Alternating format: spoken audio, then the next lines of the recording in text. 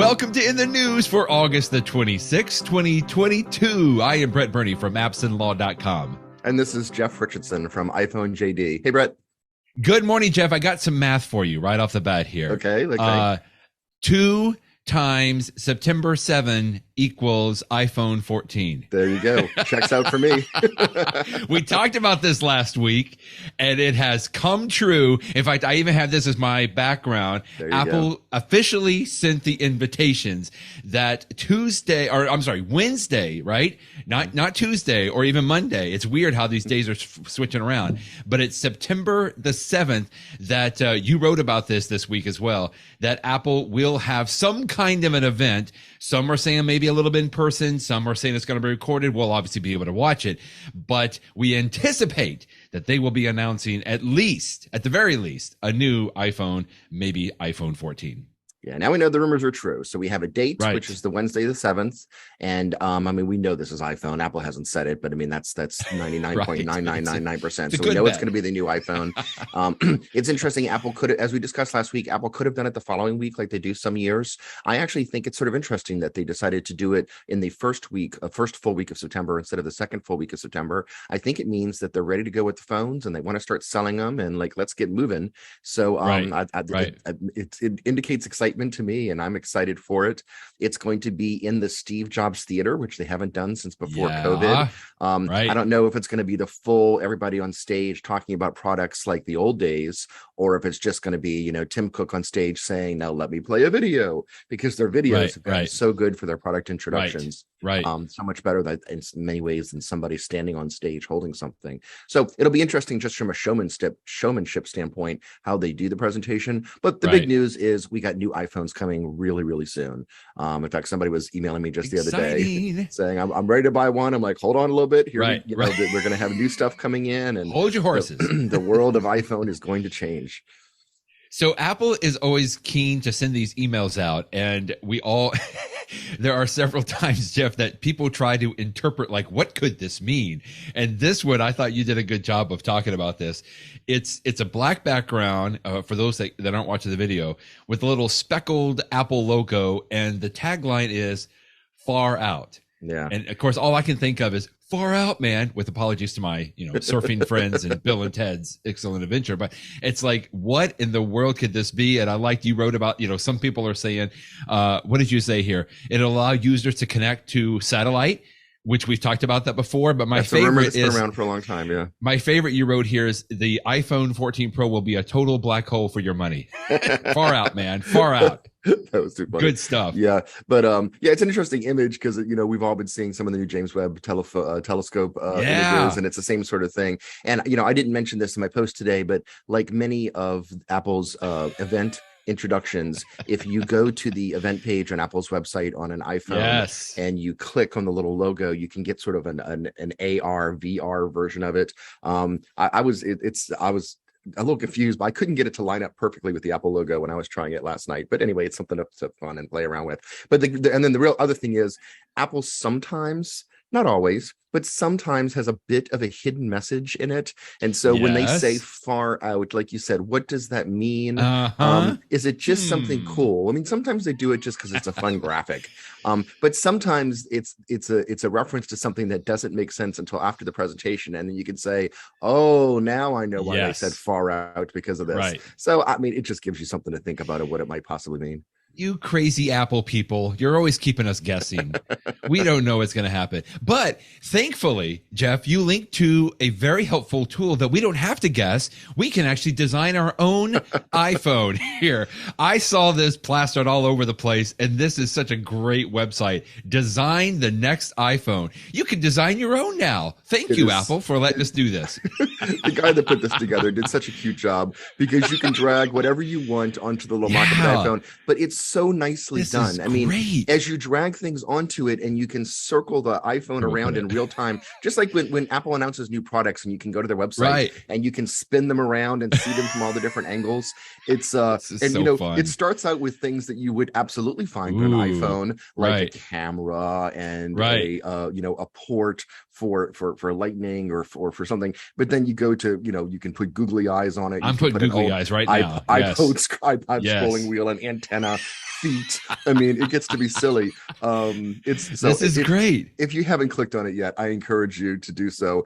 And let's not say what happens, but in the top right corner, that button that says present, you absolutely want to click on that button after you're done to hear about how wonderful your creation was. We'll just leave it at that. I think we can just say that it's approved by Apple. Absolutely.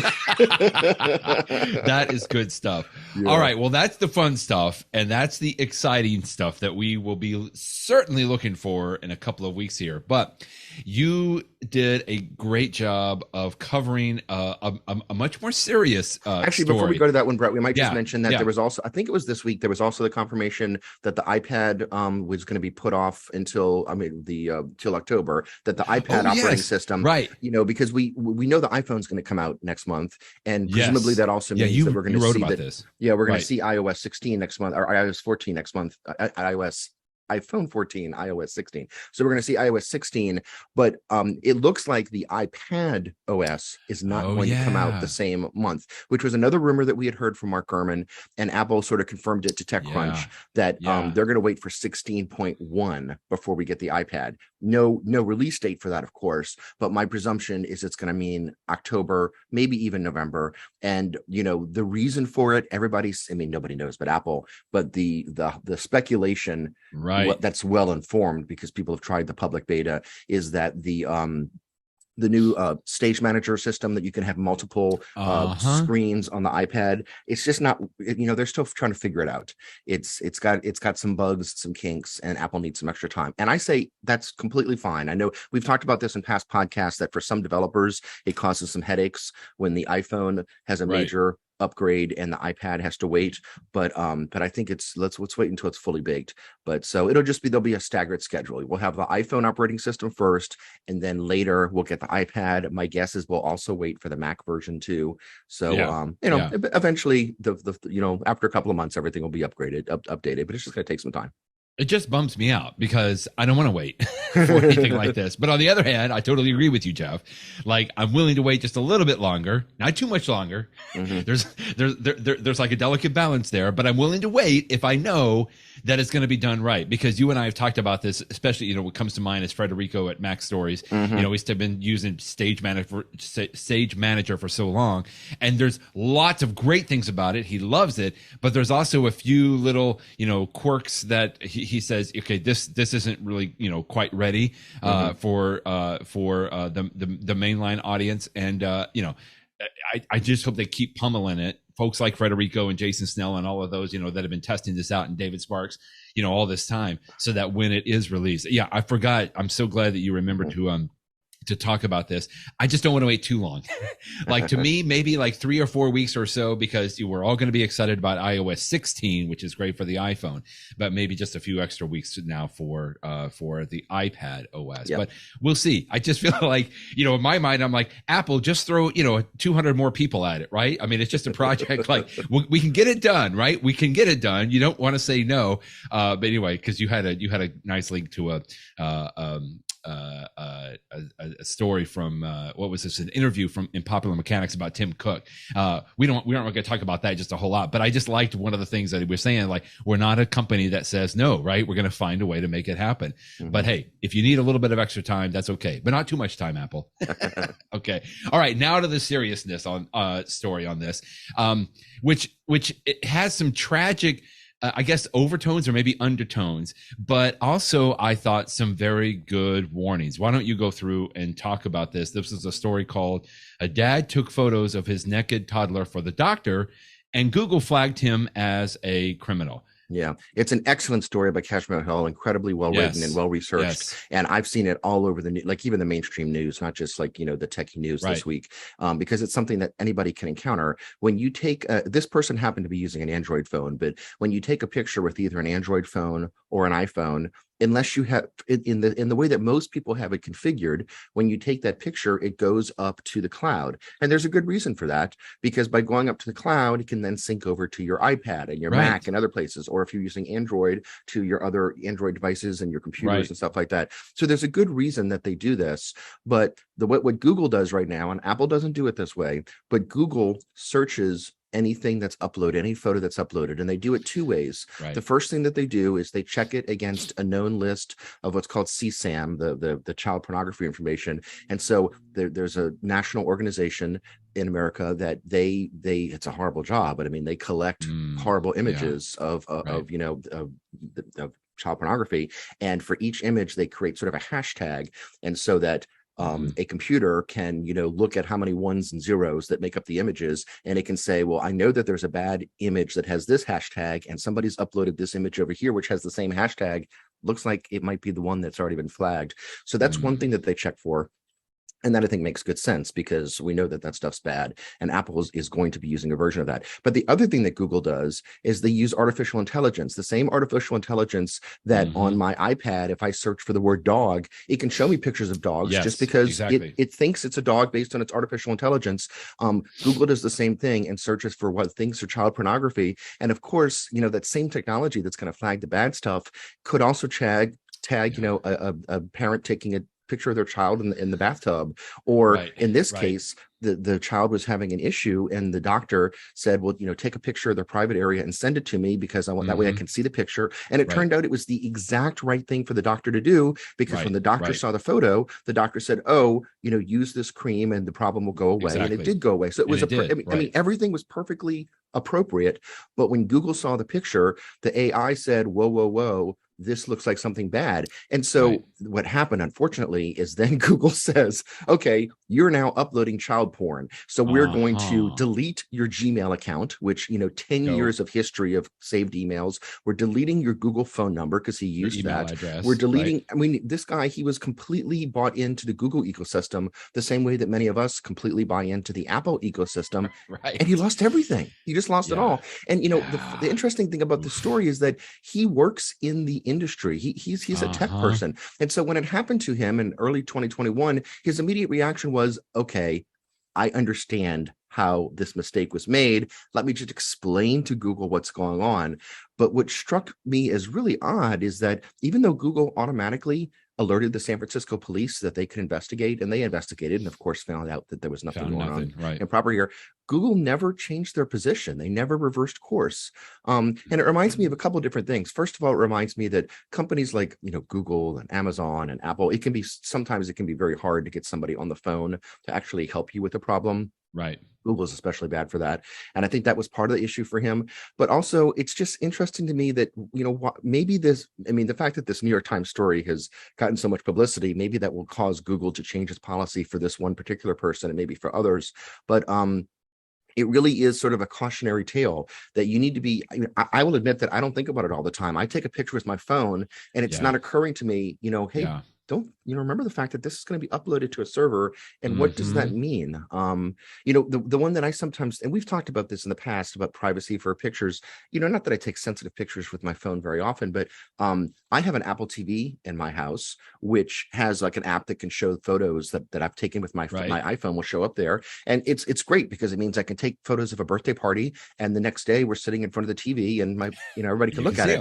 But if I happen to have some, scar in my body that I'm taking a picture of just to see what it is or get a closer look at it, keep in mind that also is going to show up on the photo roll and could show up in big, picture on your huge screen, OLED television and stuff. So whether it's, a child or anything else, just be sensitive to the fact that we live in this different world where, things, can get moving around and there's ways around it. You and I talked about a week or two ago. You can, instead of using the camera app for the iPhone or something similar for Android to take a picture, you can get a third-party app that keeps pictures in its own photo roll, and then you decide which ones you're going to actually move over into the the stock photos roll.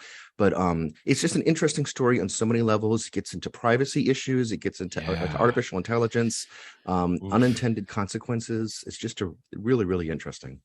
You linked to another story from John Gruber, Daring Fireball. He was just kind of sharing some of his thoughts. And he said at the bottom, he goes, I don't even know if I would even take bath time photos of a child today. And he certainly wouldn't upload them to Google or Facebook. Your suggestion is spot on, Jeff, is like there are other apps that you can take. And I think we talked about one of these photo locking apps, right, that you could in the past that you could use to make sure that they are separated from some kind of a cloud system. But I don't think about that all the time, right, Jeff? Like many times I'll just grab my phone and I'm taking a picture, and before I know it, it's already uploaded. And I would say quickly, to me today, especially with a lot of folks that run out of storage space on iCloud, not just the iCloud is where some of those photos are uploaded, but many times we connect to like Dropbox. Will automatically upload your pictures, right? Or Google Photos on my iPhone will automatically make a backup of my pictures, or the Amazon photos. I mean, there's several other of these cloud-based storage services that have lots more free space than maybe the basic, free iCloud account does. And so I'm always telling people, think about that as well. Like if you turn that on at some point, then all of your photos will automatically get backed up. So you could have your photos in multiple different places. And I mean that really just more from like an additional area, the additional backup area or an archive or something like that. So that's something to think about as well. But wow. I mean, I guess the lesson is, just be careful. Like just think about this. Think about quickly, it. Yeah. Go ahead. Yeah. I was going to ask you, Jeff, you said like Google does this automatically and Apple does not yet, right? I mean, they've talked about this before, that they may be doing this soon. Yeah, please. So about almost a year ago, it was August of last year, Apple said, here's what we're going to do to combat child pornography. And so they came out with this approach that was, there you go, literally a year ago, August 12th, 2021. Exactly. And the way that their system was going to work is instead of searching the pictures on the server, Apple actually would put the technology on your actual iPhone. And so it would actually search for the hashtags on your iPhone. So before you even uploaded the pictures to the Apple server, Apple would check it and say, hey, they would give you the flag. And I think their approach was a little bit more privacy first, because they're checking the photo before it even leaves your iPhone. And so in theory, if it flags it, you could delete the photo right there. I mean, who knows how it ended up on your phone accidentally. But therefore it doesn't even touch the Apple servers in the first place. But they were, again, just using the CSAM hashtags. And so it was known child pornography. There's no way it would flag it just by doing the AI for that portion of it. And then another part of the Apple technology was going to use on-device AI. And, one example, for example, is if you were a child using an iPhone and somebody sent you a picture in messages, it would use AI. And if it thought that the message might be something inappropriate, it would give you warnings for that. But again, it all occurred on device. And Apple was very careful about this because they were trying to do the right thing, but have things all done locally on your own device. And so your stuff stays closer to you. It was interesting that when Apple announced this a year ago, they got all of this flack from people saying, oh, Apple is searching my picture, even though they weren't doing it yet. Apple's searching my pictures and, looking for intimate things. And at the time, I remember thinking, guys, y'all know that Google's already doing so much more than this, right? But that wasn't in the news. I mean, what was in the news was, Apple, they're taking a half step where Google has already taken the full step. And as a result, it's a year later, and Apple hasn't implemented most of this stuff yet because they're still trying to tweak it. And bravo to them. I mean, they want to do it right. They know that this is a thorny issue. You have one of the worst things possible on one side with child pornography, and then you have one of the most important things on the other side, which is individual privacy. Those are two really important things, and it's tough to navigate between the two of them appropriately. So hopefully Apple will take the right approach whenever they do implement their solution. Google has already made their decision, and the New York Times article shows that, I don't think they did a very good job of it. I'm really hoping that we will be reporting a few months from now that Google has updated their policies somehow, and Finn, there's got to be like an appeal process or something like that. But again, I think, as you said before, if what you need to get from this is the lessons, just be thinking about it. When you're taking a photo, it's not just living there on your phone. It can go other places too. And just think about that, because for certain types of photos, either you might not want to take the photo at all, or if you do take it, you might want to take it in a different way. So that's the privacy component of it, the policy component of it. But I'm going to tell you quickly, I just came back this week from a legal technology conference, and I went to a session where they were talking about the use of AI in identifying images, more so for like litigation aspects, right? Even though some of this could be in litigation, but this isn't to make light of this situation. But I think the point is well made, and this is kind of the show and tell aspect. And unless you're actually watching the video, you're not going to really get this. But I had seen somebody show this here. This was a meme that I think, that it's been around for a while, but it's Chihuahua or Muffin. And unless you see it, you don't really understand what I'm doing. But it's faces of Chihuahuas compared with blueberry muffins. And you wouldn't think that they would look similar, but we were just talking about this in this session, and it just really, to me, emphasized like how difficult this problem can be. There are some cases where an AI machine or an algorithm was identifying a blueberry muffin as the face of a Chihuahua, and vice versa, right? And it just, I think this just kind of highlights the technical or the technology component, right, of what we're dealing with here. In that, whether it's Google or Apple or whoever it may be, like this is not an easy issue, maybe with an easy answer necessarily. And I hadn't really thought of it that way until somebody, like I said, this past week brought up this Chihuahua or muffin. But hopefully things are getting better. But some of the things that were mentioned in this session was that it just takes more and more pictures, right, to be able to try to train this, whether it's machine learning or the artificial intelligence.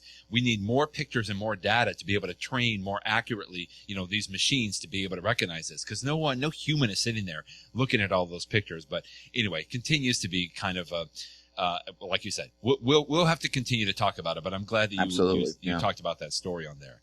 Okay, so let's switch back to maybe some more fun things now from this. There were 2 links that you had, which were great, about the smart home. Let's see, what was the first one here that we were looking at? This is, Jason Snell was talking about the smart lock in his home. Apparently he had an older one. He wasn't so happy with it, but then he got a newer one, right, that he's been using, and he seems to be a little happier with it. Yeah, the big message of this one is there is a system that Apple has that very few locks support called HomeKey. And this is what you really want. If you're going to get a smart lock for your home today, other systems require you to sort of open a special app or deal with Bluetooth or stuff like that. Right. But when you have HomeKey enabled, all you do when you come home is you just put your Apple Watch or your phone next to the lock, and that's it. It does everything else in the background. You don't have to open anything up. So if you've got groceries in your hands, you don't have to do anything special. And so this lock made by you pronounce the name of this company? Slush.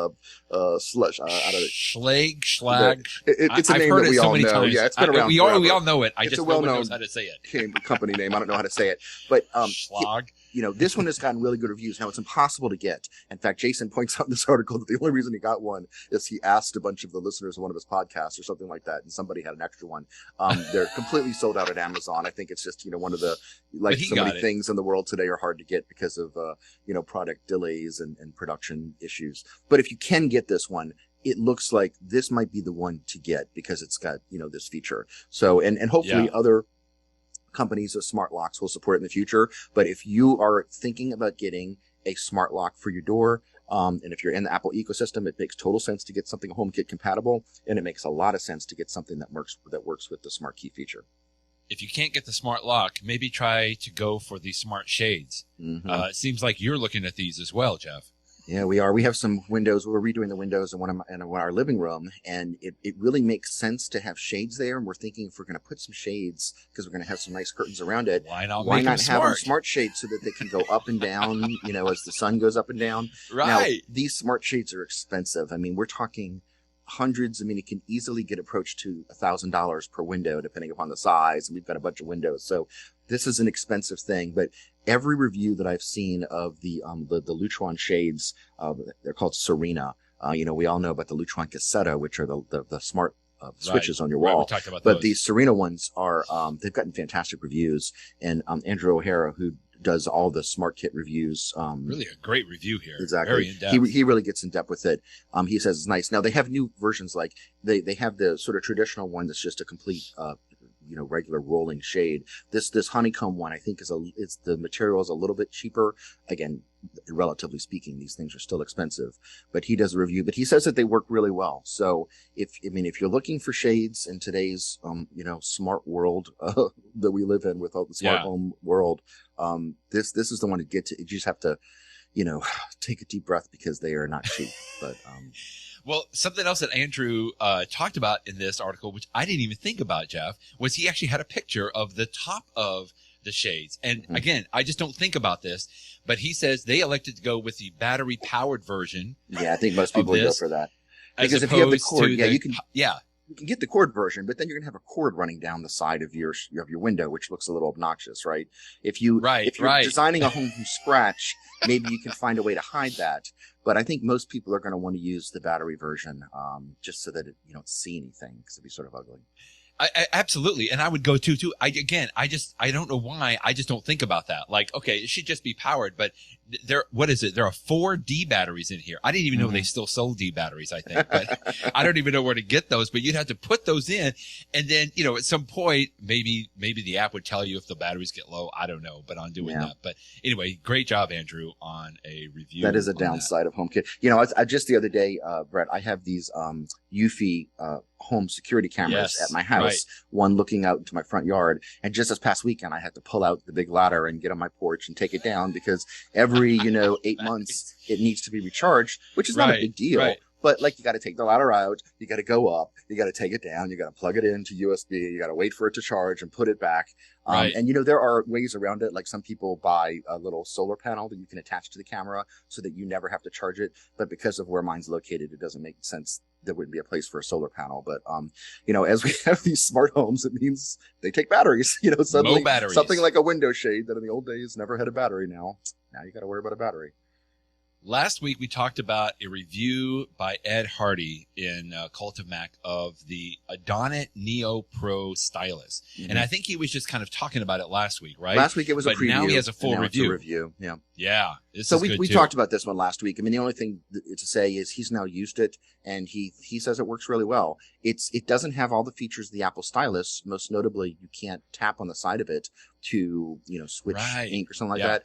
But the price difference, I mean, the Apple Stylus usually costs $130. You can get them discounted for about $100 on Amazon. And this one costs maybe $40, something like that. 40 yeah, bucks. I think it was $49. It's a substantial price decrease. And so I find a stylus is such a nice addition to an iPad that if you don't have a stylus, and the reason that you've never purchased one is because you just didn't think it would be worth the price, see if maybe at this price point it would be worth it, because having a stylus attached to your iPad, one of the funniest parts of this review is he said that the Adonit claims that it has like a X hour battery life. I think he said 9 hour. He's like, but I can't test that, and you'll never know it, because whenever you have it attached to your iPad, it's charging. So by definition, I mean, you're never going to use it for not so many hours in a row that you use up the battery. So it essentially has infinite battery life. I thought that was a funny part of his review. So anyway, I'm glad to see that he gave it a thumbs up, because if you're looking for an alternative that's cheaper to the Apple Pencil, this might be one to look at.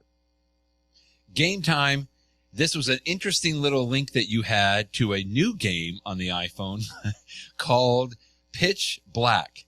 And that really sounds ominous until you understand why they're calling it Pitch Black, Jeff. Yeah, I mean, for all of the beautiful screen you have on an iPhone with all these pixels and OLED and everything else, this game doesn't do anything on the screen. It's completely audio game, which I thought was a clever idea. There may well have been games on the iPhone that have done this in the past. I just don't remember seeing one before. What I also think was cute about it is I used to love, when I was younger, and I'm sure, Brett, you've read them as well, those choose your own adventure books. Oh, they had those iconic covers, and you would read the first page, and it says, if Jimmy goes to the well, go to page 14. And if Jimmy goes to his friend's house, go to page 16. And I gather that it's the same approach here, that you're listening to what's basically like a radio play, actors talking around you in sort of a 3D space, and then you decide what they do next. So I was like, I love that something that I was a big fan of in the 1970s is, in a brand new version being used today. So I haven't tried the game or anything like that, but I just this is a pretty clever idea. Well, you don't have to try the game, because my favorite part of this story is it's an audio only game, but they have a video trailer. You can get a sense of it by listening to it. So it's like, okay, I don't know what you're going to see in this video, but just make sure you have your volume up, right? Because yes, absolutely. That's really all that's there. All right, that's good. Okay, so let's move on. There was one other thing that I am so glad that you added. I don't know if we actually covered this in your post today. I did but not, no. It is a well, it's a kind of a sad anniversary, I guess, but it's something that I think I'm glad that you are recognizing here. This upcoming week is the 17-year anniversary of Hurricane Katrina, and only the 1-year anniversary of Hurricane Ida. You and I were doing the podcast a year ago, Brett, and I was traveling around the country and horrible conditions for broadcasting, and you were nice enough to put up with me and put together a podcast. But the reason I mention all of this is I always enjoy telling folks about Apple TV Plus shows that are worth watching. And there's one on right now that's absolutely worth watching. It's called 5 Days Memorial. There's 7 episodes total, and Apple has released 4 of them so far. It is gripping. It is really good. I can only imagine. For someone, you know, if you live in the Gulf Coast and you've gone through hurricanes before, perhaps it will strike you in the gut even more. But I think all of us know enough about natural disasters, where you think about 9/11 or any sort of a disaster situation, you know, natural or otherwise, that you can understand what it's like to go through a gripping situation. This show is excellent. The first episode of it, when they're preparing for the storm, I've never seen such a realistic display of what it's like when folks know a hurricane is coming. Anyone who lives in the Gulf Coast will watch that first episode and say, yeah, I've gone through this before.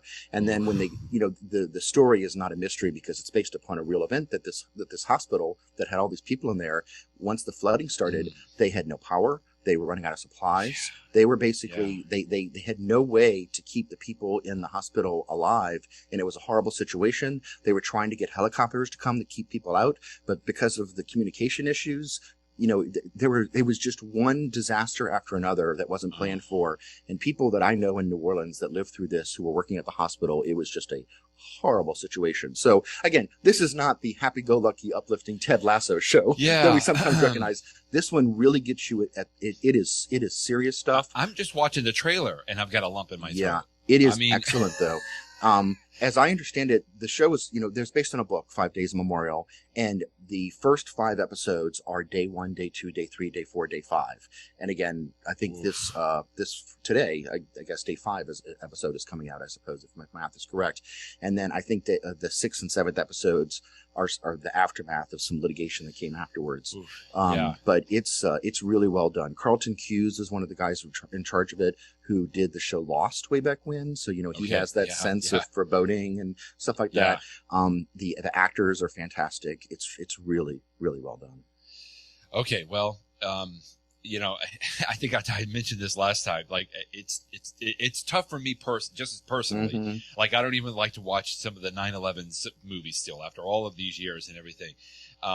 But there's something to be said that we don't want to forget.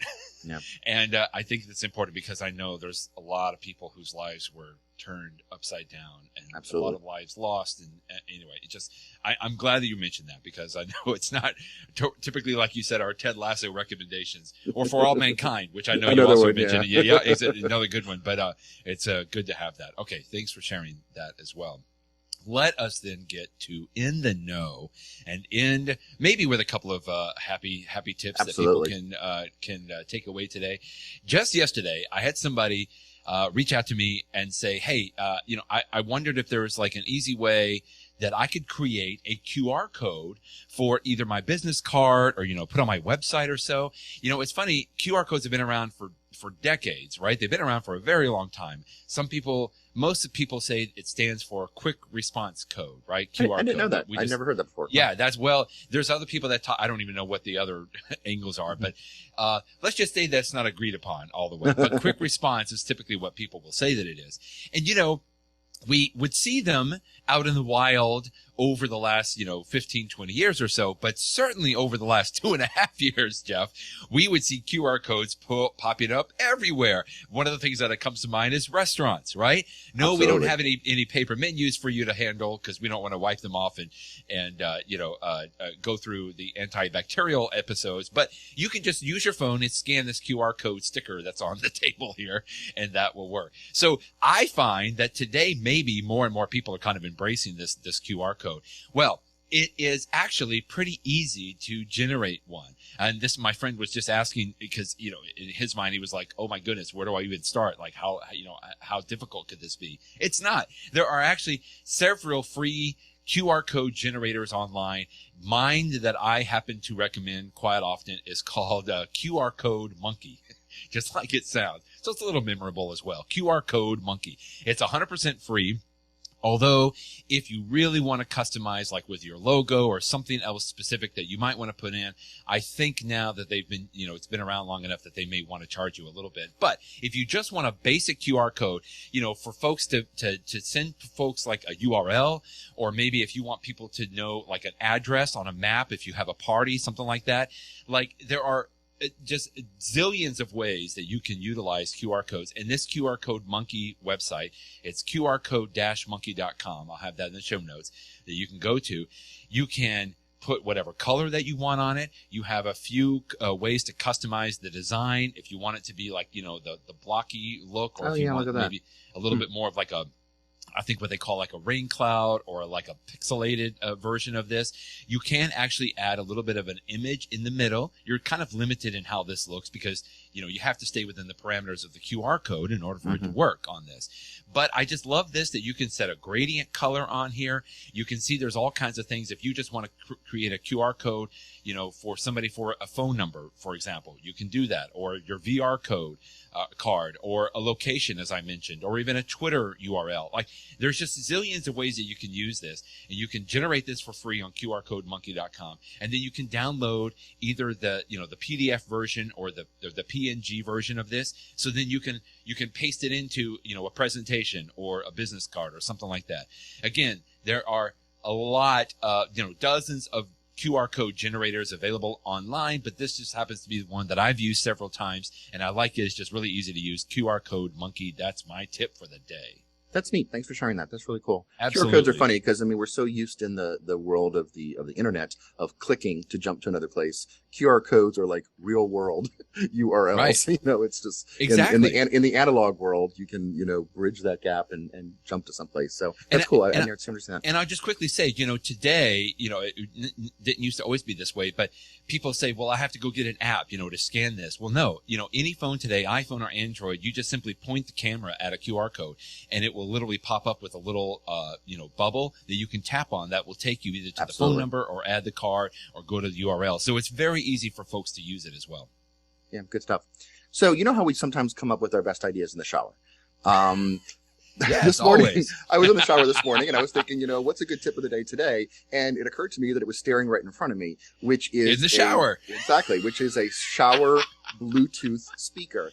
And this sounds like something that's totally unnecessary and extravagant, and it is. I completely agree. It's unnecessary and it's extravagant. But I will tell you, the best kind. The very first time I reviewed a speaker on iPhone JD was this one that you're just showing, the iShower. Oh my goodness, back in 2013. And so for almost 9 years now, I have had some form of speaker in my shower, and I will tell you, they all break over time. This iShower one you're showing no longer exists on Amazon. I then reviewed another one a couple of years later. It no longer exists on Amazon. There's the one that I am using right now.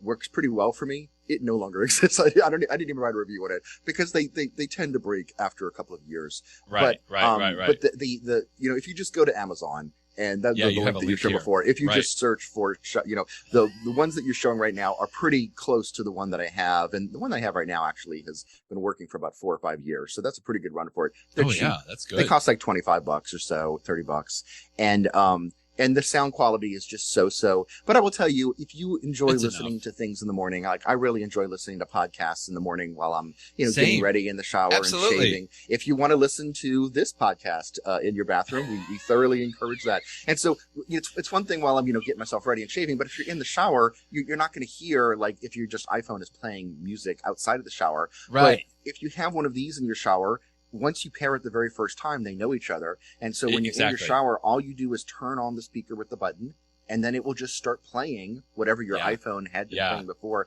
the podcast or the music, whatever. And, as silly as it is, because you don't spend a ton of time in the shower, but I actually enjoy continuing to listen to news and podcasts and stuff in the shower. And, even though I just use it for a few minutes every day, I enjoy it every single day. And because you don't listen to it for a terribly long time, unless you take a really long shower, I suppose, you don't need to recharge these things often. I mean, I recharge the battery in it maybe once every year and a half. I mean, not terribly often. Yeah. And so they're not expensive. It's a total luxury. I never would have purchased one if that original iClever one had not been sent to me, almost a decade ago. Right. But once I started using it, I'm like, I actually sort of enjoy this. So Yeah. that's my recommendation for today. If you don't What a currently great have tip. Yeah. a shower speaker, think about it because they're actually pretty cool. Well, I remember in the old days, when I was much younger, I would always have a radio in the bathroom because just like you, I listen to news or music. And today I actually have a Bluetooth speaker that sits outside many times. But the kids actually have exactly this, Jeff, for the same reason. They just want to listen to my daughter listens to K-pop music and stuff. But it's just so good. Like I love having something to listen to, whether it's music or a podcast, like you said. Just don't take pictures while you're in the shower, right? Don't do that. Yeah, exactly. That's you talk about having listening to the news. One that's actually good. I don't listen to it all the time, but I sometimes do. If you subscribe to Apple News, like individually, or if you have the Apple One bundle, Apple has a podcast called, I think it's called Apple News Today. I think I'm right on the name of that. And it comes out every morning, and it's like 5 minutes long, and it's just a recap of the news of the day. And often I will listen to that one in the shower because it's just little 30-second snippets of what you need to know to start the day, what's in the news, and that way you can start your day, having a sense of what's going on in the world. It's sort of a substitute for, scanning the newspaper before you go into work or something. So that's a good one to listen to too. Bonus tip. Yeah. That's great. Yeah, it's in the actual news, the app, the news app, right? And there's an audio tab down there. Yeah, it's there. You can listen to it from the Apple Podcast app. And I think we've mentioned it before. There's ways, so you can find the link to listen to it in a third-party app like Overcast. Gotcha. So even though Apple doesn't technically support that, you can listen to it whatever podcast app you want. So. Good stuff. Bluetooth speakers for the shower. I love it. Send us your, what are you thinking of? Like, what good ideas hit you when you're in the shower? It's great. We always like to listen to them. Thanks, Jeff. Always fun talking with you. We'll talk next week. Bye-bye, everybody. Thanks, Brett.